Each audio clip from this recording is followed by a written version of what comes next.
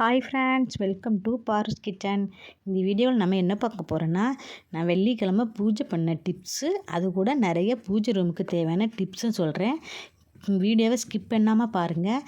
நீங்கள் முதல்லையாக நீங்கள் வீடியோ பார்க்குறா இருந்தால் என்னோடய வீடியோவை சப்ஸ்கிரைப் பண்ணிவிட்டு பாருங்கள். எப்போவுமே நம்ம வெள்ளிக்கிழமை சாமி கும்பிட்ற மாதிரி இருந்தால் வியாழக்கிழமையே நீங்கள் பூஜை ரூமை க்ளீன் பண்ணிவிடுங்க. பூஜை ரூமை க்ளீன் பண்ணிவிட்டு பூஜை பாத்திரம்லாம் தேய்ச்சி வச்சுருங்க. அப்போ தான் உங்களுக்கு பூஜை பண்ணுறதுக்கு ஈஸியாக இருக்கும். வெள்ளிக்கிழமை அன்னைக்கு பூஜை ரூமை நீங்கள் க்ளீன் பண்ணுறப்ப கொஞ்சம் ஜவ்வாதும் கொஞ்சம் பச்சை கற்பூரமும் கலந்து தண்ணியில் லைட்டாக கலந்து தொடைங்க. அப்போனா பூஜை ரூமு வாசமாகவும் இருக்கும், நல்லா தெய்வீக நறுமணமாக இருந்த மாதிரி இருக்கும். பூஜை பாத்திரம்லாம் தேய்ச்சிட்டு மஞ்சள் குங்குமம்லாம் வைக்கும்போது நீங்கள் கூடவே பன்னீர் கலந்துக்குங்க. பன்னீர் கலந்து பாருங்கள். பன்னீர் கலந்தால் நல்லா வாசமாக இருக்கும், நல்லா நல்லாயிருக்கும், நல்ல நறுமணமாக இருக்கும். நீங்கள் அதனால் மஞ்சளில் தண்ணிக்கு பதிலாக பன்னீர் கலந்துக்கிடுங்க. அதே மாதிரி மஞ்சள் கூட கொஞ்சம் சந்தனமும் கலந்துக்குங்க. சந்தனம் நீங்கள் கலந்துட்டிங்கன்னா பார்க்குறதுக்கு நல்லா பளிச்சுன்னு நல்லாயிருக்கும், வைக்கிறதுக்கும் நல்லாயிருக்கும், உதிர்ந்து போகாமல் இருக்கும். நம்ம மஞ்சள் மட்டும்னா டக்குன்னு உதிர்ந்து விழுகிற மாதிரி இருக்கும். சந்தனமும் நீங்கள் கலந்தீங்கன்னா அதில் நல்லா விழுந்து போகாது, டக்குன்னு விழுந்து போகாது, அப்படியே நல்லா ஒட்டிக்கும்.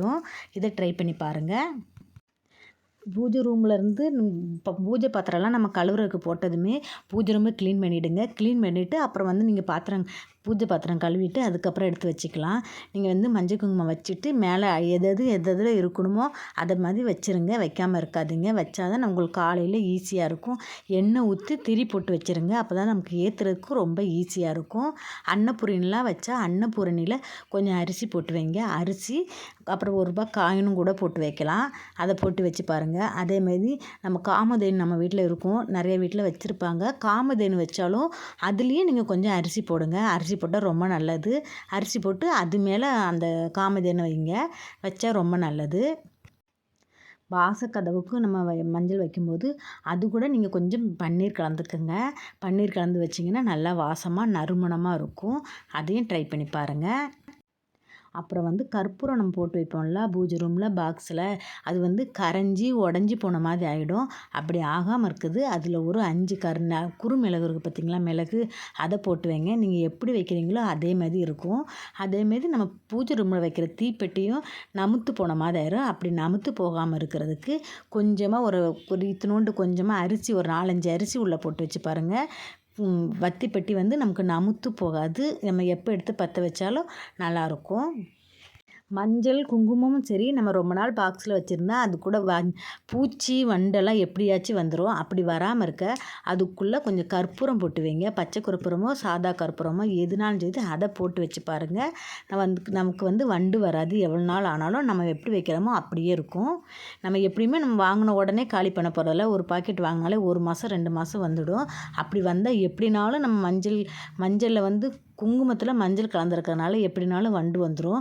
வண்டு வராமல் இருக்க நீங்கள் கண்டிப்பாக அந்த கற்பூரத்தை, இல்லாட்டி பச்சை கற்பூரமோ இல்லை சாதா கற்பூரமோ ஏதோ ஒன்று உள்ளே போட்டு வைங்க. வண்டு எதுவுமே வராது. அதேமாரி நம்ம காலையில் நம்ம சாமி ஏற்றும்போது எப்படியும் நம்ம வாசலில் கோலம் போட்டுட்டு ஏற்றுங்க. கோலம் போட்டால் தான் மங்களகரமாக இருக்கும். வாசலில் நம்ம வீட்டு வெளியே போட்டிருந்தாலும் நம்ம நிலப்படி இருக்குது பார்த்திங்களா, அது பக்கத்தில் எப்படியும் கோலம் போடுங்க. கோலம் போட்டால் தான் மங்களகரமாக நல்லா இருந்த மாதிரி இருக்கும். பூஜை கும்பிட்டா ஒரு திருப்தியும் இருக்கும். அதனால் நீங்கள் அதை கண்டிப்பாக வாசலில் கோலம் போடுங்க. டைம் ஆயிடுச்சு அப்படின்னா விடாதீங்க. வாசலில் கோலம் போட்டு 2 நிலவு வாசல்லையுமே இந்த சைடு ஒரு பூ, மேலே நம்ம தனியாக பூ போட்டாலும் கீழே வாசல் படியில் இந்த சைடு ஒரு பூ, அந்த சைடு ஒரு பூ வைங்க. பூ வச்சா பார்க்குறக்கும் நல்லாயிருக்கும், மங்களகரமாகவும் இருக்கும். சாமிக்கு நம்ம பூ போட்டுட்டு அடுத்த நாள் நம்ம விளக்கேற்றும் போது அந்த பூவை எடுத்துகிட்டு ஏற்றுங்க. அப்படியே வச்சு ஏற்றக்கூடாது. பூ ஃப்ரெஷ்ஷாக தானே இருக்குது, நம்ம அப்படியே ஏற்றலான்னு ஏற்றக்கூடாது. நம்ம சாமிக்கு ஒரு ட்ரிப்பு நம்ம சாத்தின பூவை அடுத்த ட்ரிப் போடக்கூடாது. அதனால் நம்ம அடுத்த நாள் காலையில் அன்னைக்கு சாயங்காலம் ஏற்றினா நம்ம எடுக்க வேண்டிய அவசியம் இல்லை. அடுத்த நாள் காலையில் நம்ம விளக்கு ஏற்றுறப்ப எல்லா பூவும் நம்ம ரிமூவ் பண்ணிவிட்டு அதுக்கப்புறம் தான் ஏற்றணும். ரிமூவ் பண்ணாமல் ஏற்றாதீங்க. அதேமாரி சாமி ரூமில் நம்ம கொஞ்சமாக ஒரு கிண்ணம் வச்சு அதில் சில்லறை காசு போட்டு வைங்க. அது ரொம்ப நல்லது. அந்த சில்லறை காசு எப்போவுமே நிறையா இருக்கிற மாதிரி பார்த்துக்குங்க. நம்ம கடைக்கு போகிற சில்லறையாக கொஞ்சம் கொஞ்சமாக சேர்த்துக்கிற ஒரு கிண்ணம் நிறைஞ்சிரும். அப்படி எப்போவுமே நம்ம சாமி ரூமில் அந்த கிண்ணம் நிறையா சில்லறை காசு இருக்கிறது ரொம்ப நல்லது. அதேமாரி சாமி ரூமில் ஒரு டம்ளரில் உப்பும் வைங்க, கல் உப்பு. அதுவும் ரொம்ப நல்லது வீட்டுக்கு. சாமி ரூமில் பச்சரிசி மாவில் கோலம் போடுங்க. நம்ம வந்து கோல மாவில் போடுறத விட பச்சரிசி மாவில் போடுறது ரொம்ப விசேஷம். அதனால் நம்ம சாமி ரூமில் போடுறப்ப பச்சரிசி மாவு எடுத்து அதில் கோலம் போடுங்க.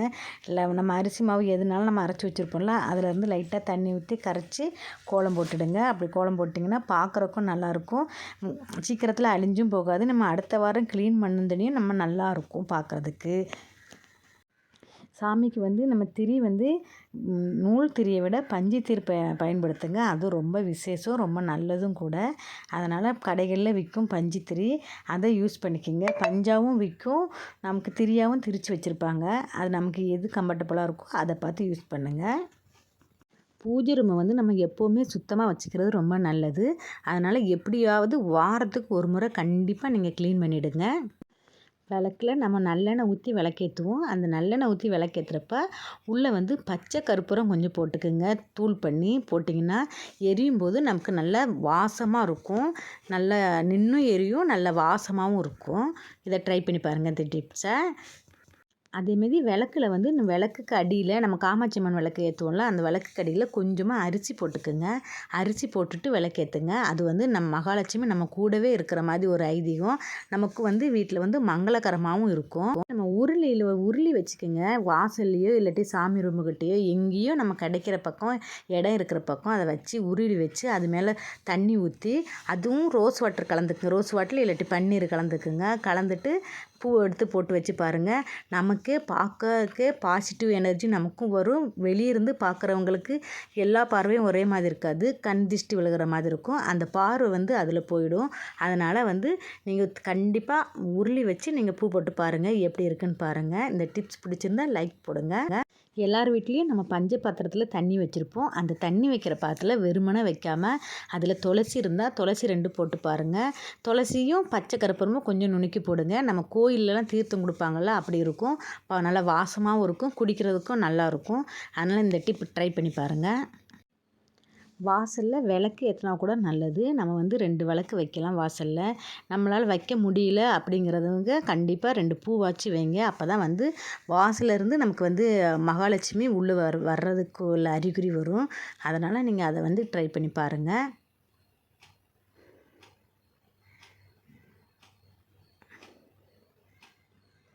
எப்போவுமே நம்ம வந்து குலதெய்வத்துக்கு ஒரு விளக்கு ஏற்றணும். அது என்ன விளக்காக இருந்தாலும் சரி, அகல் விளக்கு சாதாரண மண் அகல் விளக்கு கூட ஏற்றலாம். அது ஏற்றினாலும் ரொம்ப விசேஷம். அதை ஏற்றி ஒரு செம்பில் தண்ணி வைங்க, ரொம்ப விசேஷம். நீங்கள் இது வரைக்கும் வைக்காதவங்க கண்டிப்பாக ஒரு குலதெய்வத்துக்கு ஒரு அகல் விளக்கும் ஒரு செம்பில் தண்ணியும் வச்சு சாமி கும்பிட்டு பாருங்கள். அப்புறம் எப்படி இருக்குன்னு பாருங்கள். அதே மாதிரி முடிஞ்ச அளவுக்கு வந்து பூ வந்து வாசனை பூவாக போடுங்க. வாசனை பூவாக போட்டால் வந்து சாமி ரூமும் நம்ம திறக்கும் போதும் சரி, உள்ளேயும் சரி, சாமிக்கும் சரி ரொம்ப நறுமணமாக இருக்கும், வாசமாகவும் இருக்கும். கிடைக்காத பட்சத்தில் நம்ம வேறு பூ போட்டுக்கலாம். கிடைக்கிறப்ப நம்ம சீசனப்போ மல்லி அதெல்லாம் சீசனப்போ கிடைக்கிறப்ப கண்டிப்பாக நீங்கள் அந்த வாசமான பூ வாங்கி போடுங்க. பார்க்குறக்கும் நல்லாயிருக்கும், வாசமாகவும் இருக்கும். இந்த டிப் பிடிச்சிருந்தா ஒரு லைக் பண்ணுங்கள். அதே மாதிரி ஏதாவது ஒரு நெய்வேத்தியம் நம்ம வந்து செஞ்சு படைக்கணும். நம்மளால் செய்ய முடியாதுங்கிற பட்சத்தில் ஒரு கல்கண்டோ ஒரு சாக்லேட்டோ நம்ம வீட்டில் என்ன இருக்குதோ, பேரிச்சம்பழம் இருக்கலாம், ஒரு நட்ஸ் இருக்கலாம், ஏதோ ஒன்று நம்ம 2 எடுத்து வச்சு சாமி கும்பிடலாம். சாமி கும்பிட்டு ஏதோ குழந்தைகளுக்கு கொடுக்கலாம், இல்லாட்டி நம்ம வீட்டு குழந்தைகளுக்கே கொடுக்கலாம். அப்படி வந்து நெய்வேத்தியமாக நம்ம வந்து சக்கரை பொங்கல் தான் செய்யணும், பால் பாயாசம் தான் வைக்கணுங்கிற அவசியம் இல்லை. நம்ம வீட்டில் என்ன இருக்குதோ அதை நீங்கள் செய்யலாம். வாழைப்பழம் இருந்தால் கூட ஒரு 2 வாழைப்பழம் தூக்கி வைக்கலாம். வாழைப்பழம் இல்லையா, நட்ஸ் எந்த நட்ஸ் இருந்தாலும் சரி அதை தூக்கி வைக்கலாம். ஒன்றுமே இல்லையா, கல்கண்டு இருக்கும், கல்கண்டு கூட தூக்கி வைக்கலாம். இல்லாட்டி பிஸ்கட் இருந்தால் கூட பிஸ்கட் கூட நம்ம எடுத்து வச்சு நெய்வேத்தியம் பண்ணிக்கலாம். நெய்வேத்தியம் பண்ணாமல் நம்ம சாமி கும்பிடக்கூடாது. அதனால் நம்ம நெய்வேத்தியமாக எது வேணாலும் நம்ம யூஸ் பண்ணிக்கலாம். நம்ம வீட்டில் இருக்கிற பொருளை நெய்வேத்தியமாக யூஸ் பண்ணி பாருங்கள்.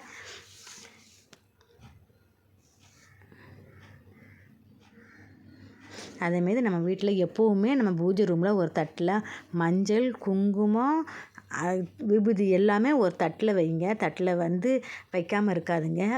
ஒரு தட்டில் வந்து எப்போவுமே நம்ம மங்களகரமாக மஞ்சள் குங்குமம் விபூதி 3மே ஒரு தட்டில் எப்போவுமே இருக்கணும். எப்போவுமே இருக்கிற மாதிரி பார்த்துக்கோங்க. அப்போ தான் வந்து மகாலட்சுமி நம்ம கூடவே இருக்கிற மாதிரி. அதேமாரி கல்லுப்பும் வைங்க. கல்லுப்பு வச்சு கல்லுப்பு, சில்லற காசு, மஞ்சள் குங்குமம் எப்போவுமே இருக்கிற மாதிரி பார்த்துக்குங்க. அதேமாரி சாமி ரூமில் ஒரு சின்ன கண்ணாடி கூட வச்சுக்கோங்க. கண்ணாடி வச்சா ரொம்ப நல்லது. நம்ம வந்து விளக்கு ஏற்றுறோம் பார்த்திங்களா, அதனோட பிரதிபலிப்பே அதில் தெரியும்பாங்க. அதனால் நமக்கு வந்து கண்ணாடி ஒன்று வைங்க. அதேமாரி நமக்கு வந்து சாம்பிராணி காமிக்கிறது ரொம்ப விசேஷம். நமக்கு வந்து வீட்டில் ஏதாவது தீய சக்தியோ ஏதோ ஒன்று இருந்தால் கூட, நெகட்டிவ் எனர்ஜி இருந்தால் கூட அது போகும். அதனால் நீங்கள் வந்து முடிஞ்ச அளவுக்கும் ஏதோ ஒரு சாம்பிராணி, கம்ப்யூட்டர் சாம்பிராணி ரூ. 5 10 நிறைய சாம்பிராணி வகைகள் விற்கிது. அதை கூட நம்ம வாங்கி போடலாம். அது வந்து அப்புறம் வந்து நம்ம தணல் போட்டு நம்மளால் முடியும் அப்படிங்கிற பட்சத்தில் தணல்லாம் போட்டு நம்ம வந்து சாம்பிராணி புகை போடலாம். நம்ம அதை முடியாதுங்கிற பட்சத்தில் கம்ப்யூட்டர் சாம்பிராணி கூட வாங்கி கொளுத்தலாம். கொளுத்தினா வீடு கண்டிப்பாக வந்து வாரத்துக்கு ஒரு தடவையாவது சாம்பிராணி போட்டுருங்க வீட்டுக்கு. அவ்வளோ நல்லது. வீட்டுக்கு வந்து ரொம்ப எனர்ஜி கொடுக்கும், பாசிட்டிவ் எனர்ஜி கொடுக்கும். அதனால் நீங்கள் கண்டிப்பாக வாரத்துக்கு ஒரு நாள் முடிஞ்சால் வாரத்துக்கு 2 நாள் கூட போடலாம். முடியாத பட்சத்துக்கு வாரத்துக்கு ஒரு நாளாச்சும் நீங்கள் போடுங்க. நம்ம வீட்டில் வந்து வெள்ளிக்கிழமை அன்னைக்கு சாமி கும்பிடும்போது நம்ம டிவிலேயோ இல்லை எதுவோ ஒன்று நம்ம வந்து மகாலட்சுமி மந்திரம், இப்படி கந்த சஷ்டி கவசம் ஏதோ ஒன்று டிவியில் போட்டு விடுங்க. நம்மளால் பாட முடிஞ்சதுன்னா நம்மளே பாடலாம். மகாலட்சுமி மந்திரம்லாம் நிறைய வருது, புக்குகளாக இருக்கும். அதை வாங்கி ஒரு அரை மணி நேரம் நம்ம பூஜை பண்ணுறதுக்குன்னே ஒரு அரை மணி நேரம் ஒதுக்குங்க. அரை மணி நேரம் ஒதுக்கி சாமி ரூமில் இருந்து அதை பாடினீங்கன்னா நமக்கு வந்து மனசும் நிறைவாக இருக்கும், வீடும் பாசிட்டிவ் எனர்ஜி கொடுக்கும். இதை ட்ரை பண்ணி பாருங்கள். எப்பவுமே வீடு மங்களகரமாக இருக்கும். நான் சொன்ன டிப்ஸ்லாம் நீங்கள் ட்ரை பண்ணி பார்த்தீங்கன்னா வந்து சாமி ரூமே நம்ம வந்து திறந்தாலே வாசமாக மங்களகரமாக பாசிட்டிவ் எனர்ஜி நிறைய இருக்கும். பாசிட்டிவ் எனர்ஜி நமக்கு வரணும்னா நான் சொன்ன டிப்ஸ்லாம் ட்ரை பண்ணி பாருங்கள். நான் சொன்ன டிப்ஸ்லாம் பிடிச்சிருந்தா லைக் பண்ணுங்கள். சேனல் சப்ஸ்கிரைப் பண்ணாதவங்க சப்ஸ்கிரைப் பண்ணிக்கோங்க. இன்னொரு வீடியோவில் சந்திக்கலாம்.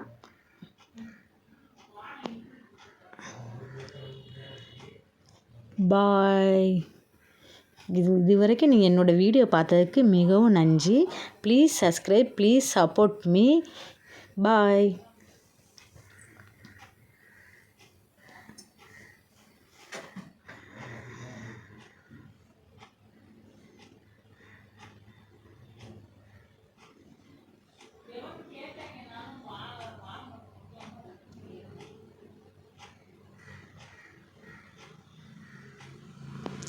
என்னோடய வெள்ளிக்கிழமை பூஜை இதுவரைக்கும் உங்கள்கிட்ட பகிர்ந்துக்கிட்டதுக்கு மிகவும் நன்றி. என்னோடய பூஜை இப்படி தான் நான் பண்ணுவேன். இந்த டிப்ஸ் எல்லாமே நான் ஃபாலோ பண்ணுவேன்.